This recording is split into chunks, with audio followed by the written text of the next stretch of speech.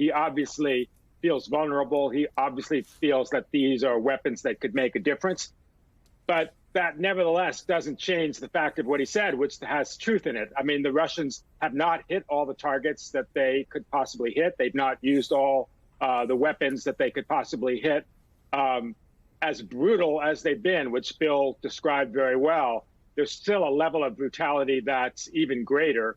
But I think inevitably, I don't want to get ahead of ourselves, wars end at the negotiating table, not on the battlefield. And we need to help Ukraine be in the best position possible when they go to that negotiating table, and giving them long-range weapons, giving them anti-artillery weapons, giving them artillery will put Ukraine in a better place, no matter what that place is.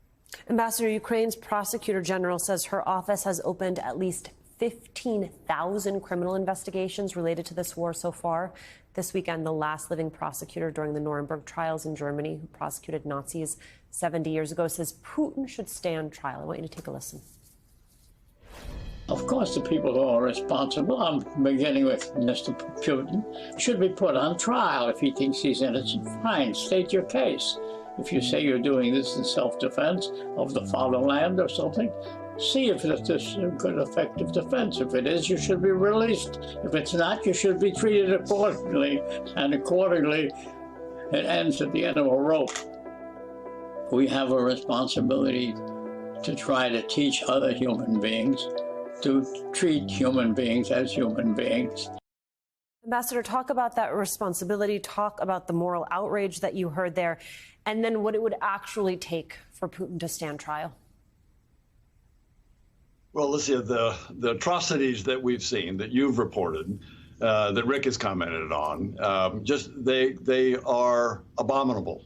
They're horrific, and they're clearly war crimes.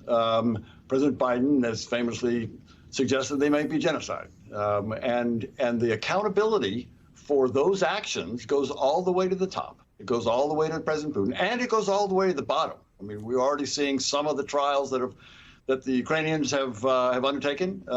They've gotten confessions from some soldiers at the bottom, but those are just the soldiers.